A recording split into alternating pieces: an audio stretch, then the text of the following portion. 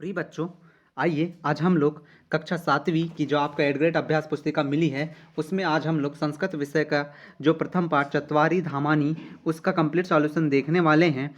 एडग्रेड अभ्यास पुस्तिका का हम लोग सभी सब्जेक्ट के कंप्लीट सॉल्यूशन देख रहे हैं, सभी कक्षाओं के, इसलिए आप चैनल पर बने रहें और चैनल को सब्सक्राइब अवश्य कर लीजिए। और PDF अगर आपको इसकी चाहिए तो PDF आपको टेलीग्राम चैनल में मिल जाएगी, आप टेलीग्राम चैनल को ज्वाइन कर लीजिए, वहाँ से आपको इसकी PDF मिल जाएगी।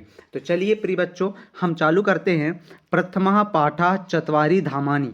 तो हम लोग आज प्रथम पाठ चारों धामों के बारे में, जो आपको प्रथम पाठ दिया गया आपकी जो टेक्स्ट बुक है उसमें, उसका कंप्लीट सॉल्यूशन देखने वाले हैं। तो यहाँ पर पहला प्रश्न है आपके सामने।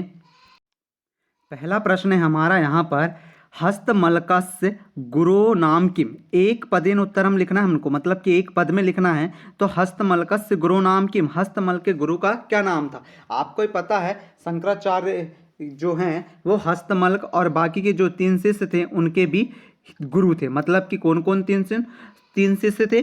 सुरेश्वर्याचार्य थे, हस्तमलका थे, त्रोटकाचार्य थे और पद्मपादा थे। इस प्रकार से हस्तमलका गुरु नाम किम, तो शंकराचार्य। अब अगला प्रश्न देखेंगे प्रिय बच्चों। अगला प्रश्न क्या कहता है? अगला प्रश्न कहता है, कस्य चत्वारः शिष्या, कौन से 4 शिष्य थे? ये जो शंकराचार्य के 4 शिष्य थे वो कौन थे? सुरेश्वर्याचार्य, हस्तमलका, त्रोटकाचार्य और पद्मपादा। इस प्रकार से 4 शिष्य कौन कौन थे? सुरेश्वर्याचार्य, हस्तमलक, त्रोटकाचार्य और पद्मपादा। अगला प्रश्न है प्रश्न नंबर 3, दक्षिण दिशि प्रसिद्ध मठस्य नाम किम। दक्षिण जो दिशा है उसमें जो प्रसिद्ध मठ है उसका नाम क्या है? तो दक्षिण में जो प्रसिद्ध मठ स्थित है उसका नाम क्या है? रामेश्वर है। अर्थात दक्षिण दिशा में जो स्थित प्रसिद्ध मठ है उसका नाम रामेश्वर है। प्रश्न 3 का उत्तर हो गया। अब हम लोग प्रश्न नंबर 4 का उत्तर देखते हैं। प्रश्न नंबर 4 है, उड़ीसा राज्य पुरी अस्ति। उड़ीसा राज्य में जो पुरी है वह कौन सी है? जगन्नाथपुरी स्थित है। अब अगला प्रश्न देखेंगे आप लोग। 5वां प्रश्न क्या कह रहा है? 5वां प्रश्न कह रहा है, 5वां प्रश्न क्या कह रहा है बच्चों? 5वां प्रश्न कह रहा है आपसे कि मठानाम स्थापना केन कृता। तो मठों की स्थापना किसने की? तो मठानाम स्थापना शंकराचार्य या कृता। तो शंकराचार्य ने मठों की स्थापना की। वेदांत्वानाम प्रचारार्थम कानि स्थापितानि। वेदांत के जो वेद हैं उनका जो स्थापना की गई, उसकी स्थापना क्यों की गई है, उसका प्रचार क्यों किया गया? तो धर्म रक्षणार्थम, धर्म की रक्षा के लिए, वेदांतानाम प्रचारार्थम स्थापितानि। ठीक है, धर्म की रक्षा के लिए। अगला प्रश्न देखें, वयम कम स्मरामः। क्या याद रखा जाएगा?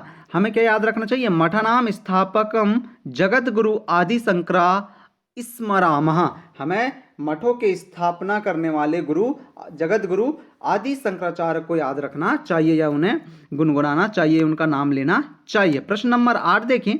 प्रश्न नंबर 8 क्या कह रहा है? कानी पवित्र धामानी। कितने पवित्र धाम है या कौन कौन से पवित्र धाम है? तो बद्रीनाथ, रामेश्वर, द्वारका और जगन्नाथपुरी। ये क्या है? पवित्र धाम है।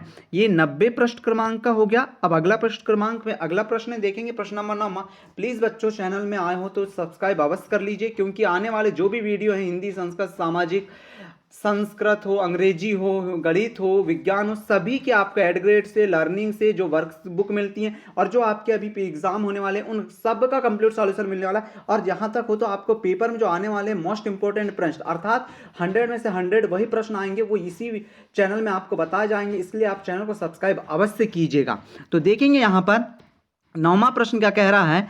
9वां प्रश्न कह रहा है, श्रुति स्मृति पुराणानाम इति श्लोक लिखत। जो आपको एक श्लोक दिया गया है उस श्लोक को लिखना है अपनी पाठ्यपुस्तक में पुराण से। श्रुति स्मृति पुराणानाम आल्यम करुणालयम नामामि भगवता पादम शंकरम लोक शंकरम। तो इस प्रकार से आप इस श्लोक को लिख लीजिएगा। ठीक है, अब आगे देखें प्रिय बच्चों। 10वां प्रश्न क्या कह रहा है? निर्देशानुसारम वचनम परिवर्तम। अब निर्देश के अनुसार वचन को परिवर्तित कीजिए। अब हमें निर्देश के अनुसार वचनों को क्या करना है? परिवर्तित करना है। जैसे एक वचन और बहुवचन बनाना है। तो संस्कृत में एक वचन और क्या होता है? बहुवचन, द्विवचन भी होता है। द्विवचन यहां पर नहीं दिया गया। धाम का धामानी होता है। ये कैसा है? धाम एक प्रकार से नपुंसक लिंग वाला शब्द बोल सकते हैं हम लोग। तो इसके लिए क्या यहाँ पर धामानी, फलम फले फलानी जैसा होता है ना, तो उसका यहाँ पर नी लग गया है। ठीक है, विभक्ति के अनुसार इसे लगाते हैं। ठीक है, या आप इसे लकार के अनुसार भी उपयोग कर सकते हैं, एक वचन, द्विवचन और बहुवचन में। अब यहाँ पर देखिए, नाम का नामानी या नामामी होता है, पुष्पम का पुष्पाणी, फलम का फलानी और वस्त्रम का वस्त्राणी। तो इस प्रकार से हमने क्या करा बच्चों, हमने एक वचन और बहुवचन को जाना। हमने क्या करा 10वें प्रश्न के का नंबर पे, हमने एक वचन और बहुवचन क्या होते हैं और उनसे बनने वाले शब्दों को पूर्णतः जाना है। अब अगला प्रश्न देखें, अगला प्रश्न क्या है, अगला प्रश्न है बी नंबर का 10वां का बी, रेखा चित्र दिशा अनुसारम मठानामिनी लिखत। हमें रेखा चित्र के अनुसार मठों के नाम लिखना है। जैसे आपको पूछा है पूर्व दिशा में कौन सा मठ है, तो पूर्व दिशा में क्या है, पूर्व दिशा में जगन्नाथ पुरी है, इसके लिए वो पूर्व दिशा में आ गया। फिर उत्तर दिशा में कौन सा है, उत्तर दिशा में कौन सा है, बद्रीनाथ, तो यहां पर क्या जाएगा, बद्रीनाथ आ जाएगा। अब अगला प्रश्न देखो, अगला प्रश्न क्या है, दक्षिण दिशा, दक्षिण दिशा में कौन है, रामेश्वरम है, दक्षिण दिशा में कौन है, रामेश्वरम है, तो यहां क्या आ जाएगा, रामेश्वरम।